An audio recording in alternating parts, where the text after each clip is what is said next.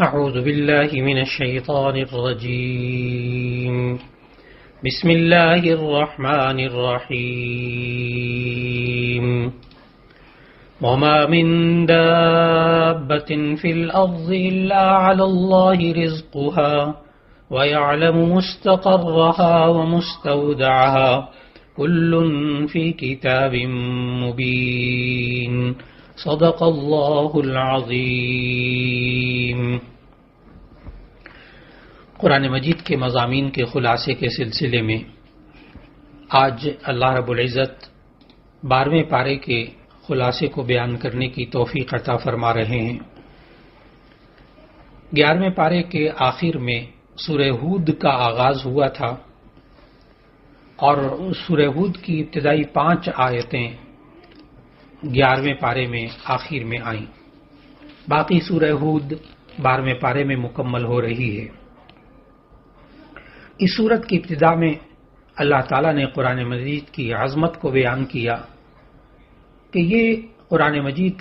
اپنی آیات، معانی اور مضامین کے اعتبار سے ایک محکم کتاب ہے اور کسی بھی صورت میں اس کے اندر کوئی فساد، کوئی خلل، کوئی تعارض موجود نہیں ہے۔ اور اللہ تعالیٰ نے یہ بھی بتایا کہ اس کے محکم ہونے کی وجہ یہ ہے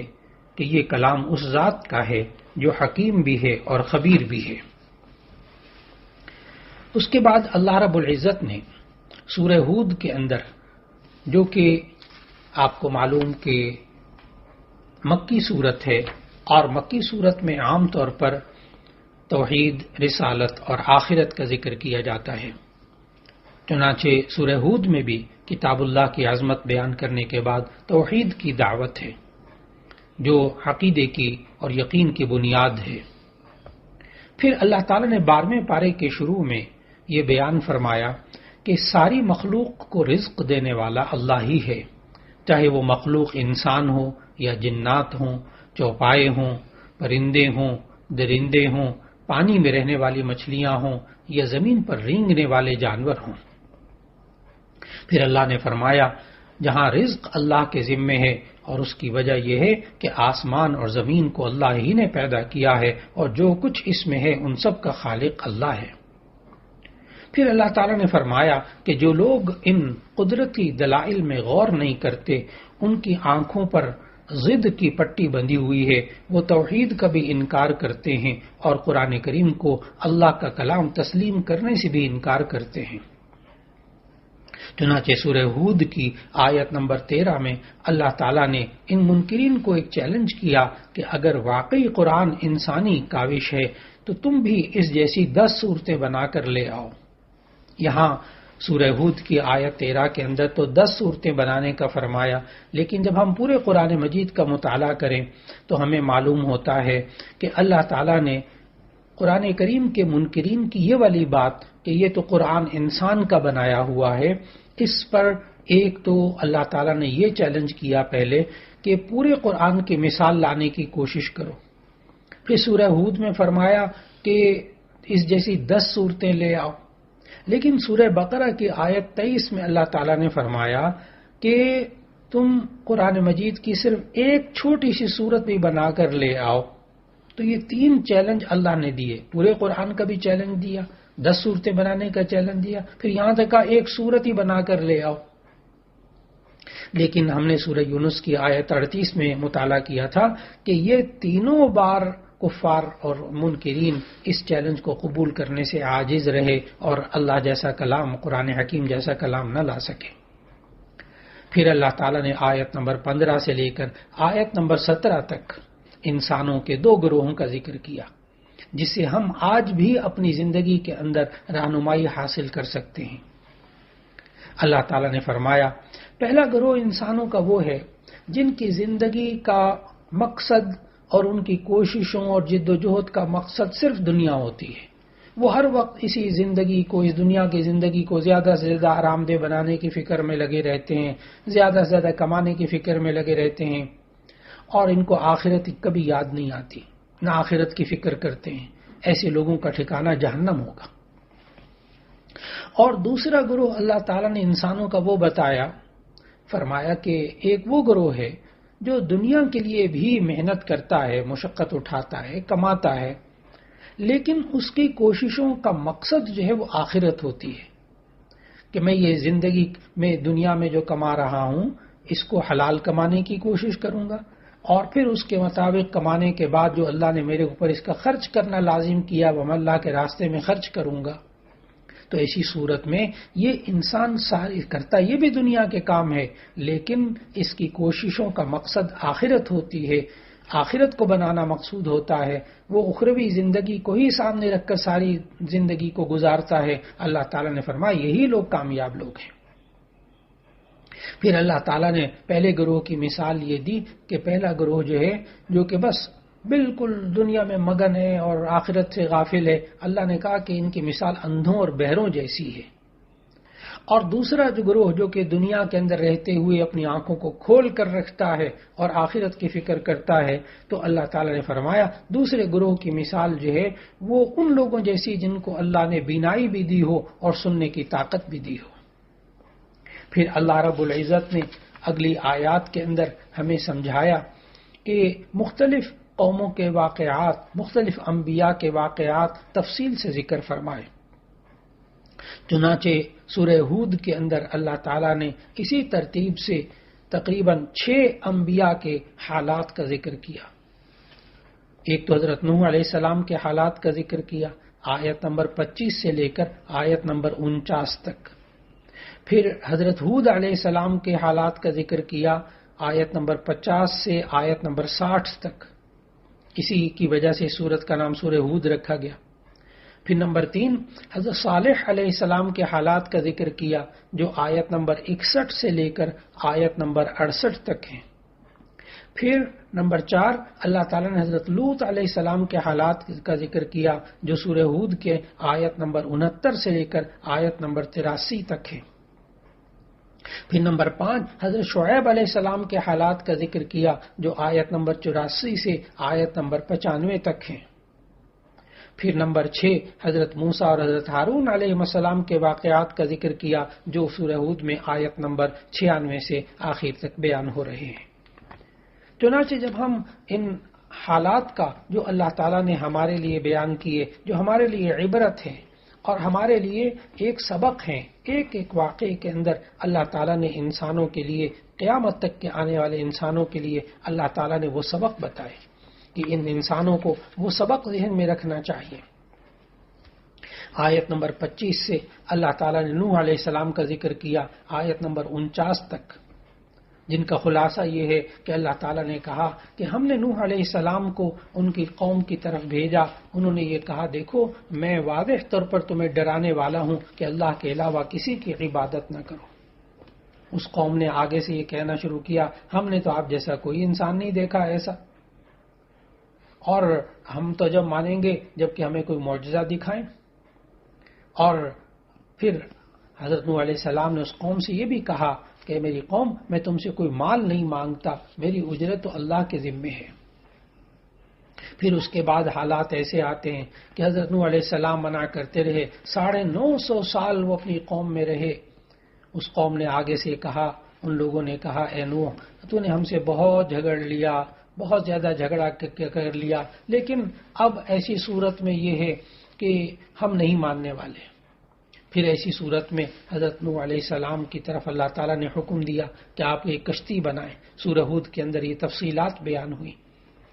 اور جب وہ کشتی بنانے لگے تو ایسی صورت میں جو لوگ، کیونکہ وہاں نہ پانی تھا، نہ سمندر تھا قریب، نہ پانی تھا، جب وہ کشتی بنا رہے تھے تو اللہ تعالیٰ نے سورہ ہود کی آیت نمبر 38 میں بتایا کہ یہ لوگ نوح علیہ السلام کے پاس سے گزرتے تھے اور مذاق اڑاتے تھے، یہ کشتی کیسی تیار کر رہے ہیں، پانی تو ہے نہیں۔ پھر اللہ تعالیٰ نے آگے فرمایا کہ جب پانی نے جوش مارا اور زمین میں سے پانی نکلنے لگا تو اللہ تعالیٰ نے نوح علیہ السلام سے فرمایا کہ ہر جانور کا جوڑا جوڑا اپنے ہاں سوار کر لے، اور جو لوگ آپ کے اور ایمان لائے ہیں ان کو بھی اپنے ساتھ اس کشتی میں سوار کر لیں۔ اور پھر ایسا ہوتا ہے کہ پانی بلند ہوتا چلا جاتا ہے، لیکن نوح علیہ السلام کا بیٹا جو نوح علیہ السلام کا نافرمان تھا وہ نہیں آیا کشتی کے اندر،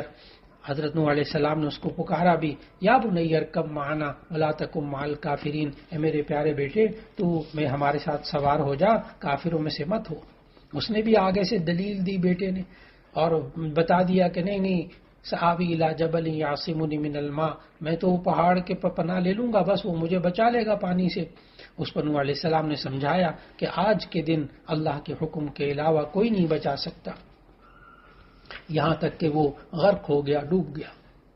پھر اس کے بعد اللہ تعالیٰ نے پانی کو ختم کیا اور نوح علیہ السلام اور ان کو ماننے والوں کو نجات دی اور پھر اپنے وعدے کو پورا کر دکھایا۔ اور وہاں اللہ تعالیٰ نے جب نوح علیہ السلام نے کہا تھا کہ یہ میرا بیٹا اے اللہ تو اپنے وعدے کو سچا کر دکھا، تو اللہ تعالیٰ نے فرمایا نوح علیہ السلام سے کہ یہ تمہارے اہل میں سے نہیں ہے، اس کے عمل غیر صالح ہیں، اس کے اعمال اچھے نہیں ہیں، اس لیے ہے تو تمہارا بیٹا لیکن یہ نوح علیہ السلام کی قوم میں سے نہیں ہے۔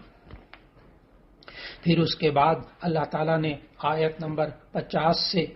ہود علیہ السلام کا ذکر کیا، جس پر اس سورت کا نام سورہ ہود رکھا گیا۔ اللہ تعالیٰ نے فرمایا وَإِلَىٰ عَادٍ أَخَاهُمْ هُودًا، کہ قوم عاد کی طرف اللہ تعالیٰ نے ہود علیہ السلام کو بھیجا۔ قوم عاد یہ بھی بت پرستی میں مبتلا تھی۔ اس قوم کو کہا ہود علیہ السلام نے کہ تم صرف اللہ کی عبادت کرو، اس کے علاوہ کوئی عبادت نہ کرو۔ اور نوح علیہ السلام نے ہود علیہ السلام نے اپنی قوم کو ہمیشہ کی پوری انسانیت کے لیے ایک سبق سکھایا اور یوں کہا اے میری قوم تم اپنے رب سے توبہ اور استغفار کرو، وہ تم پر رحمت کی بارش نازل کرے گا، تمہاری قوت میں اضافہ کر دے گا۔ لیکن اس کے باوجود یہ قوم نہ مانی، تو ایسی صورت میں اللہ تعالیٰ نے ہود علیہ السلام کو اور ان کے ماننے والوں کو تو نجات دے دی، لیکن قوم عاد کو اللہ تعالیٰ نے پھر عذاب میں مبتلا کیا اور نیست و نابود کر دیا۔ پھر اس کے بعد اللہ تعالیٰ نے آیت نمبر 91 سے اللہ تعالیٰ نے قوم سمود کا ذکر کیا، وَإِلَىٰ ثَمُودَ أَخَاهُمْ صَالِحًا، کہ اللہ تعالیٰ نے قوم سمود کی طرف ان کے بھائی حضرت صالح علیہ السلام کو بھیجا۔ انہوں نے بھی یہی کہا اپنی قوم سے اے میری قوم اللہ کی عبادت کرو، اسی کی بات کو مان کر چلو، تم شرک سے باز آ جاؤ، لیکن وہ قوم نہ مانی۔ یہاں تک کہ انہوں نے کہا کہ ہم تو جب مانیں گے جب تم ہمیں کوئی کھلا معجزہ دکھاؤ گے۔ اس پر اللہ تعالیٰ نے وہ ناقۃ اللہ یعنی ایک اونٹنی کا معجزہ دکھایا کہ پتھر میں سے ایک اونٹنی پیدا کر دی، لیکن اس کے لیے پھر مقرر کر دیا کہ پانی کے دن مقرر ہو جائیں گے، لیکن اس قوم نے پھر اس اونٹنی کو بھی اس کی ٹانگوں کو کاٹ دیا اور اللہ کے رسول کی نافرمانی کی۔ اللہ تعالیٰ نے پھر اس پر بھی اس قوم صالح پر یعنی قوم سمود پر اللہ تعالیٰ نے عذاب نازل کیا۔ پھر اس کے بعد اللہ تعالیٰ نے حضرت شعیب علیہ السلام کا ذکر، حضرت لوط علیہ السلام کا ذکر کیا کہ کس طرح لوط علیہ السلام نے اپنی قوم کو گناہوں سے بچنے کو کہا، اور ایسی صورت میں اللہ تعالیٰ نے پھر ایسی صورت میں بہت سے حالات ذکر کرنے کے بعد بتایا کہ کس طرح وہ قوم بری عادتوں میں مبتلا ہوئی، لیکن جب نہ رکی تو اللہ تعالیٰ نے اس قوم کو عذاب دیا اور اس پر پتھروں کی بارش کی اور اس پوری بستی کو الٹ کر رکھ دیا۔ پھر اللہ تعالیٰ نے آیت نمبر 84 سے آیت نمبر 95 تک حضرت شعیب علیہ السلام کی قوم کا ذکر کیا، وَإِلَىٰ مَدْيَنَ أَخَاهُمْ شُعَيْبًا، ہم نے قوم مدین کی طرف شعیب علیہ السلام کو بھیجا، انہوں نے بھی توحید کی دعوت دی، لیکن وہ قوم ایک اور بیماری میں مبتلا تھی کہ وہ ناپ تول میں کمی کرتی تھی۔ اللہ کے نبی حضرت شعیب علیہ السلام نے اہل مدین کو کہا لا تنقصوا المکیال والمیزان، تم ناپ تول میں کمی نہ کیا کرو، اوفوا المکیال والمیزان بالقسط، انصاف سے ناپ تول کیا کرو۔ لیکن پھر ایسی صورت کے اندر شعیب علیہ السلام کی باتوں کو نہ مانا، اللہ تعالیٰ نے پھر اس قوم کے اوپر بھی عذاب نازل کیا۔ پھر اس کے بعد اللہ تعالیٰ نے موسیٰ اور ہارون علیہ السلام کے قصے کو یہاں مختصراً ذکر کیا، کس طرح اللہ تعالیٰ نے بنی اسرائیل کی طرف ان کو بھیجا اور پھر اللہ تعالیٰ نے ان کو کتاب بھی دی جس میں لوگوں کے لیے ہدایت تھی، لیکن ایسی صورت کے اندر ان لوگوں نے موسیٰ اور ہارون کی باتوں کو نہ مانا اور ایک وقت ایسا آیا کہ وہ بھی شرک میں مبتلا ہوئے۔ اسی کے ساتھ سورہ ہود کا اختتام ہوتا ہے اور ان آیات کے اندر اللہ تعالیٰ نے ارشاد فرمایا وَلِلَّهِ غَيْبُ السَّمَاوَاتِ وَالْأَرْضِ، تمام زمین کی اور آسمان کی جو پوشیدہ باتیں ہیں یہ سب اللہ جانتا ہے اور اسی کی طرف ساری چیزیں لوٹ کر جانی ہیں، اور اللہ تعالیٰ تم جو کچھ کرتے ہو اس سے غافل نہیں ہے۔ پھر اس کے بعد سورہ یوسف کا آغاز ہوتا ہے۔ سورہ یوسف کے اندر اللہ رب العزت نے ایک مکمل واقعہ بیان کیا یوسف علیہ السلام کے بارے میں، اس لیے اسے سورہ یوسف کہتے ہیں۔ یہ قرآن مجید کی ترتیب توقیفی کے اعتبار سے سورت نمبر 12 ہے، اور نزولی ترتیب کے اعتبار سے یہ سورت نمبر 53 ہے۔ یہ مکی سورت ہے، یعنی ہجرت سے پہلے نازل ہوئی سورہ یوسف، اور اس کی آیات 111 ہیں اور 12 رکوع ہیں۔ اس سورت کا نام سورہ یوسف اسی لیے رکھا گیا کہ اس میں حضرت یوسف علیہ السلام کے واقعے کا ذکر ہے۔ یوسف علیہ السلام کے اس واقعے کی خصوصیات میں سے ایک اہم ترین خصوصیت یہ ہے کہ اللہ تعالیٰ نے قرآن مجید میں مختلف واقعات بیان فرمائے، لیکن وہ کہیں بھی ایک واقعہ مکمل نہیں ہوتا۔ آدم علیہ السلام کی پیدائش کے واقعات ہیں، موسیٰ علیہ السلام کے ہیں، شعیب علیہ السلام کے ہیں، قوم لوط کے ہیں، اور دوسرے واقعات ہیں۔ یہ اللہ تعالیٰ نے مختلف جگہوں میں تھوڑی تھوڑی کر کے بیان کی، لیکن حضرت یوسف علیہ السلام کے واقعے کو اللہ تعالیٰ نے ایک ہی سورت سورہ یوسف میں مکمل ذکر کر دیا۔ اس میں پورے قرآن مجید میں اس واقعے کا تکرار نہیں، بار بار یہ نہیں آیا۔ لہذا اللہ رب العزت نے یوسف علیہ السلام کے اس پورے قصے کو جو یہاں ذکر فرمایا، اس کی شان نزول میں مفسرین نے لکھا کہ دراصل نبی صلی اللہ علیہ وسلم کے سامنے بنو اسرائیل نے ایک سوال رکھا تھا کہ یہود نے نبی صلی اللہ علیہ وسلم سے ایک سوال کیا کہ بنو اسرائیل کے لوگ جو فلسطین کے باشندے ہیں یہ مصر میں جا کر کیوں آباد ہوئے؟ ان لوگوں کا خیال یہ تھا کہ نبی صلی اللہ علیہ وسلم کے پاس چونکہ بنو اسرائیل کی تاریخ معلوم کرنے کا ذریعہ نہیں ہے، اس لیے آپ اس سوال کا جواب نہیں دے سکیں گے اور ان کو نبی صلی اللہ علیہ وسلم کے خلاف بولنے کا موقع مل جائے گا۔ اس پر اللہ تعالیٰ نے پوری سورہ یوسف نازل فرما دی، جس میں کہ پوری سورہ یوسف کے اندر اللہ تعالیٰ نے ہمیں سمجھایا کہ یہ بنی اسرائیل کے ان واقعات میں مصر کے اندر کیا کچھ ہوتا رہا، وہ ساری کی ساری بات سورہ یوسف کے حوالے سے اللہ تعالیٰ نے ذکر فرما دی، اور وہ مخالفین جو ہے وہ عاجز ہو کر رہ گئے۔ سورہ یوسف میں یوسف علیہ السلام کے قصے کو اللہ تعالیٰ نے سورہ یوسف کی آیت نمبر 3 میں فرمایا، نحن نقص علیک احسن القصص، یعنی ہم آپ پر بہترین قصہ بیان کرتے ہیں۔ اس قصے کے اندر دراصل بہت سی باتیں موجود ہیں،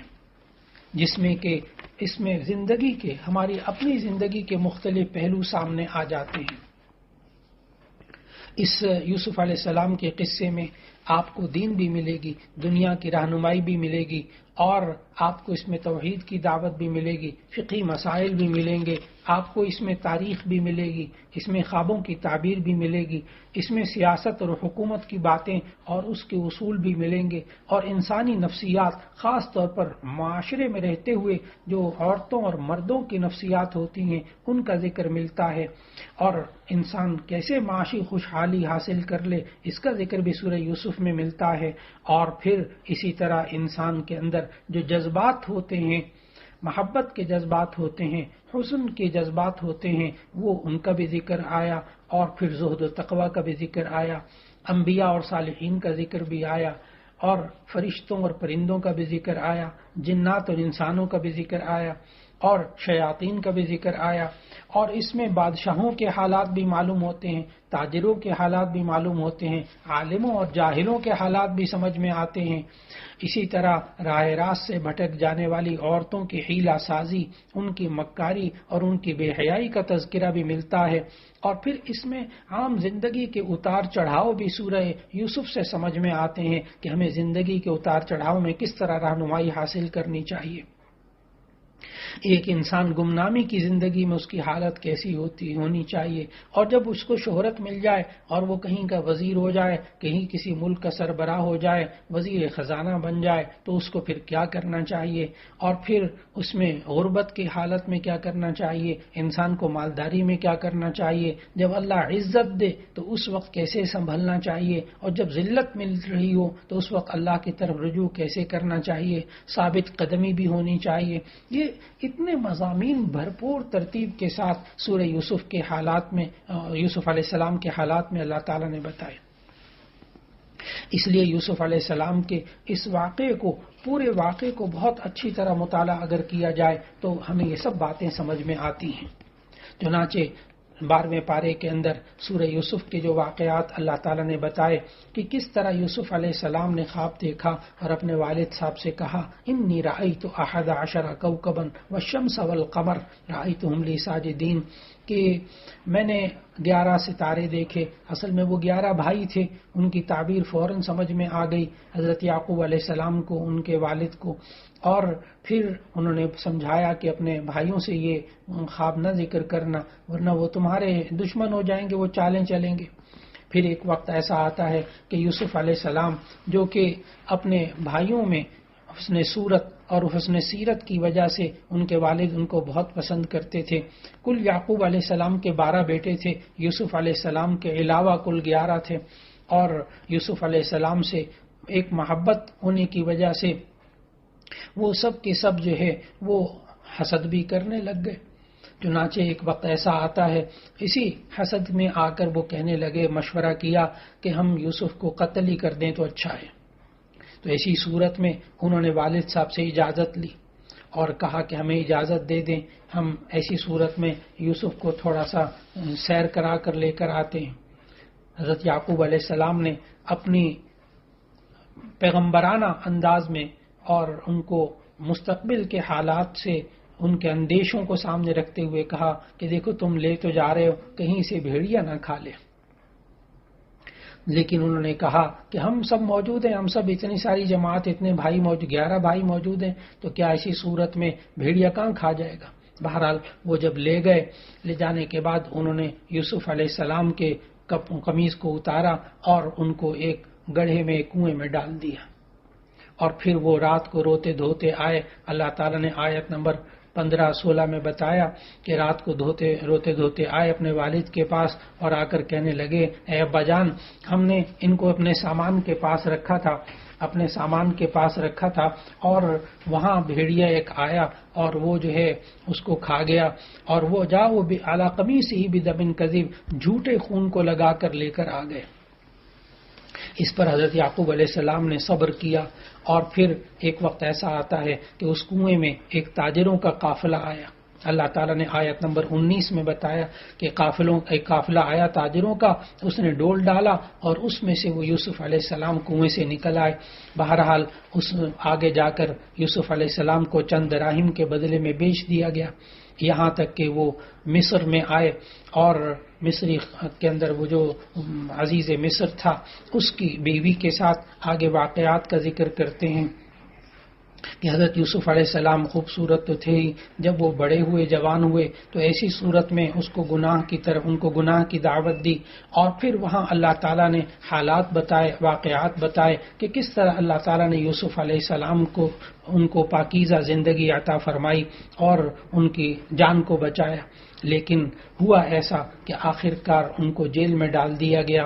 اور پھر جب جیل میں ڈالا گیا تو پھر اللہ تعالیٰ نے وہاں ان آیات میں، آیت نمبر 30، 31، 32 میں وہاں اللہ تعالیٰ نے بتایا کہ کس طرح جیل کے اندر وہاں ایک شخص نے خواب دیکھا اور پھر ایک اور شخص نے خواب دیکھا. انہوں نے حضرت یوسف علیہ السلام سے جیل کے اندر خواب کی تعبیر پوچھی. یوسف علیہ السلام نے وہ خواب کی تعبیر بتائی. ایک نے تو یہ خواب دیکھا کہ انی ارانی اعصر خمرہ، کہ میں شراب نچوڑ رہا ہوں، اور دوسرے نے خواب میں یہ دیکھا کہ میں نے اپنے سر پہ روٹیاں اٹھائی ہوئی ہیں جس میں سے پرندے اس میں سے کھا رہے ہیں. ان دونوں نے جب حضرت یوسف علیہ السلام سے خواب کی تعبیر مانگی تو حضرت یوسف علیہ السلام نے خواب کی تعبیر بتائی اور فرمایا کہ ایک تو ایسا ہے اس میں سے کہ جس کے سر پہ روٹیاں تھیں اس کو تو پھانسی پہ چڑھایا جائے گا، اور ایک جو ہے وہ یہ ہے کہ وہ شراب کشی کرتا رہے گا، وہ بچ جائے گا. اور پھر اس کے بعد جب یہ تعبیر بتا دی اور وہ تعبیر پوری ہو گئی، یہ دونوں نوجوان جیل میں سے نکلتے ہیں. وہ جو نوجوان قیدی جیل سے رہا ہوا تھا، پھر وہ ایک دفعہ بادشاہ کے آیت نمبر 43 کے اندر 44-45 میں اللہ تعالیٰ نے واقعہ بتایا کہ کس طرح وہاں کے بادشاہ کو خواب آیا. جب بادشاہ کو خواب آیا تو اس نے کہا انی ارا 7 بقرات سمان یاکلہن 7 عجاف و7 سنبلات خضر واخر یابسات. اس نے اپنا خواب ذکر کیا کہ کس طرح میں نے خواب میں دیکھا کہ 7 گائیں ہیں اور وہ 7 گائیں جو ہیں وہ کس طرح کھا رہی ہیں. تو ایسی صورت میں جب وہ خواب کا ذکر کیا تو لوگوں نے کہا کہ یہ ویسے ہی آپ کے معدے کی خرابی اور یہ رات کے ویسے جھوٹے خواب ہوتے ہیں. لیکن وہ جو بچ گیا تھا ان دونوں میں سے ایک، اللہ تعالیٰ نے فرمایا اس نے ذکر کیا کہ جیل میں ایک قیدی ایسا ہے کہ جس نے مجھے بھی میرے خواب کی تعبیر بتائی اور میرے ایک دوست کو بھی بتائی تھی. وہ دوست کے ساتھ تو بالکل ویسی خواب کی تعبیر پوری ہوئی، میرے ساتھ بھی وہی خواب کی تعبیر پوری ہوئی. تو مجھے اگر اجازت دیں تو میں وہاں اس قید خانے میں جا کر اس سے یہ پوچھوں یہ تعبیر. چنانچہ اس کو یوسف علیہ السلام کو بلایا گیا اور پھر اس کے بعد وہ سارا کا سارا خواب بادشاہ کا ذکر کیا. اس پر یوسف علیہ السلام نے اس کی تعبیر یہ بتائی کہ آپ لوگ جو ہیں وہ 7 سال کس طرح کھیتی کریں، اور پھر اس کے بعد تعبیر پوری بتانے کے بعد کہا ایک وقت آپ پر ایسا آئے گا کہ قحط سالی ہوگی، وہ جو آپ نے بچا کے رکھا ہوگا وہی کام آئے گا. یہاں تک کہ پھر سورہ یوسف کے 12ویں پارے کے آخری رکوع کے اندر اللہ تعالیٰ نے بتایا کہ ایک وقت ایسا آیا کہ یوسف علیہ السلام کو جب بلایا گیا تو پھر ایسی صورت میں وہ خواتین جنہوں نے یوسف علیہ السلام پر تہمت بھی لگائی اور حالات پیدا کیے، انہوں نے آ کر اقرار کیا اس بات کا کہ یہ ہم سے چال چلی گئی تھی ورنہ یوسف پاکیزہ تھا. پھر اس کے بعد یوسف علیہ السلام کے اس کے بعد کے حالات جو ہیں وہ 13ویں پارے میں انشاءاللہ العزیز بیان ہوں گے. اللہ رب العزت ہمیں ان واقعات سے اپنی زندگی کے اندر خوب سبق حاصل کرنے کی توفیق عطا فرمائے، اور سورہ یوسف کے اندر خاص طور پر جو اللہ تعالیٰ نے معاشرتی حالات اور ملکی حالات اور ان کی تدابیر کے جو طریقہ یہ بتایا کہ جو بندہ اپنی زندگی اللہ کے حکم کے مطابق گزارتا ہے اللہ تعالیٰ اس کو حالات تو آتے ہیں لیکن بہرحال وہ دنیا میں بھی کامیاب انسان کی زندگی گزارتا ہے اور آخرت میں بھی اللہ تعالیٰ اس کو کامیاب زندگی عطا فرماتا ہے. سورہ یوسف کے اس واقعات کا 13ویں پارے میں پھر آگے ذکر ہوگا انشاءاللہ العزیز. اس باقی واقعات کو 13ویں پارے میں ہم اس کا مطالعہ کر سکیں گے. وآخر دعوانا ان الحمد للہ رب العالمین.